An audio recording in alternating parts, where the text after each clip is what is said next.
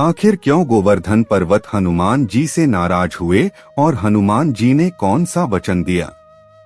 सनातन धर्म के पवित्र ग्रंथों और लोक कथाओं में हनुमान जी का स्थान अद्वितीय है। वे पराक्रम, भक्ति और निष्ठा के प्रतीक हैं। लेकिन बहुत कम लोग जानते हैं कि एक समय ऐसा भी आया जब गोवर्धन पर्वत हनुमान जी से रुष्ट हो गए थे। आइए इस अद्भुत कथा को विस्तार से जानें।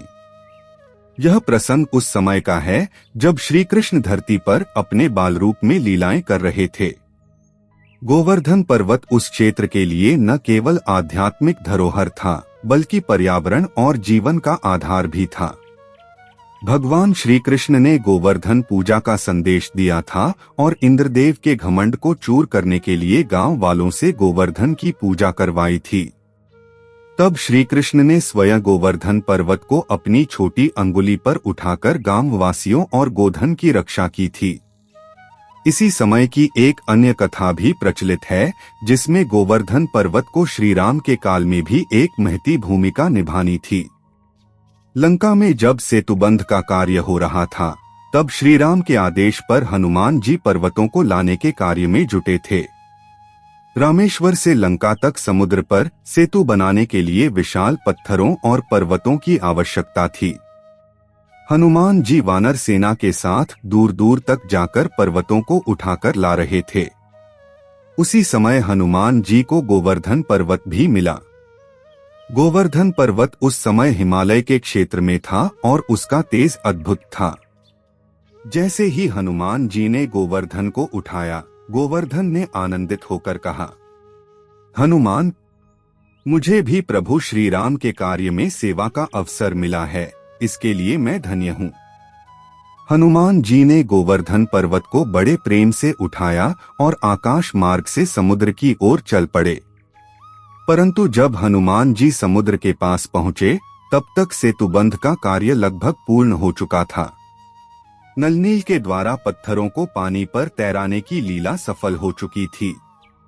भगवान श्री राम ने हनुमान जी को आदेश भेजा, हनुमान, अब और किसी पर्वत की आवश्यकता नहीं है, लौट आओ। हनुमान जी को भगवान का आदेश सर्वोपरि था। उन्होंने तत्काल गोवर्धन पर्वत को वहीं छोड़ दिया और लौटने लगे। गोवर्धन पर्वत, जो पूरे उमंग और आशा के साथ सेवा हेतु आया था, अचानक नीचे गिर पड़ा और बहुत दुखी हुआ। गोवर्धन पर्वत ने सोचा, मुझे भी प्रभु श्री राम के कार्य में योगदान देने का सौभाग्य मिल रहा था, पर अब बिना सेवा का अवसर मिले ही मुझे बीच मार्ग में छोड़ दिया गया।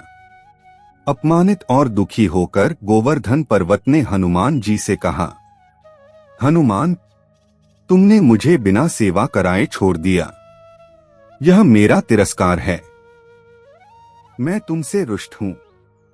हनुमान जी को जब गोवर्धन का दुहक समझ आया, तो वे अत्यंत करुण भाव से बोले, हे गोवर्धन महाराज, मैं आपको वचन देता हूं कि आने वाले द्वापर युग में स्वयं भगवान विष्णु श्री कृष्ण के रूप में अवतार लेंगे। तब आप उनकी लीला का केंद्र बनेंगे। श्री कृष्ण स्वयं आपको अपनी छोटी अंगुली पर उठाकर आपकी सेवा का सम्मान करेंगे और सारी सृष्टि आपको पूजेगी। आपका पूजन पृथ्वी पर एक महान पर्व के रूप में होगा और लाखों करोड़ों लोग आपको श्रद्धा से नमन करेंगे। गोवर्धन पर्वत का हृदय इस वचन को सुनकर प्रसन्न हो गया। उसे विश्वास हो गया कि भविष्य में उसका गौरव और सेवा अवश्य होगी। समय बीतता गया। त्रेता युग समाप्त हुआ। द्वापर युग आया। ब्रजभूमि में श्री कृष्ण ने अवतार लिया। उनकी बाल लीलाओं से समस्त ब्रजभूमि पावन हो उठी। एक समय इंद्रदेव के क्रोध के कारण भयंकर वर्षा आरंभ हो गई।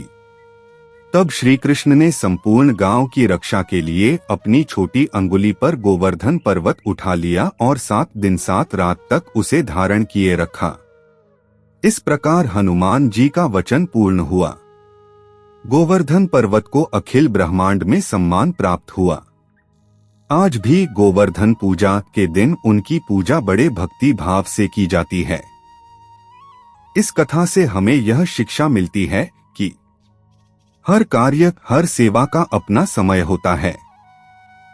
विश्वास और धैर्य रखने से भगवान अपने भक्तों को कभी निराश नहीं करते। सेवा भावना को कभी छोटा नहीं समझना चाहिए। वचन का पालन और प्रतिज्ञा की पवित्रता अत्यंत महत्वपूर्ण होती है। गोवर्धन पर्वत और हनुमान जी का यह संवाद अत्यंत मार्मिक और प्रेरणादायक है। इसमें भक्ति, विश्वास, वचनबद्धता और सेवा भावना का गहन संदेश छुपा है। हनुमान जी ने अपने वचन से गोवर्धन पर्वत को न केवल सांत्वना दी बल्कि भविष्य में उसे परम गौरव भी प्रदान कराया। आज भी गोवर्धन पूजा के दिन भक्त परिक्रमा करते हैं, गोवर्धन को अन्नकूट अर्पित करते हैं और यह स्वीकार करते हैं कि छोटे से छोटे प्रयास भी जब भगवान से जुड़े होते हैं तो उनका महत्व अनंत हो जाता है। दोस्तों, कथा अच्छी लगी हो तो चैनल को सब्सक्राइब करें और लाइक करें। हर हर महादेव।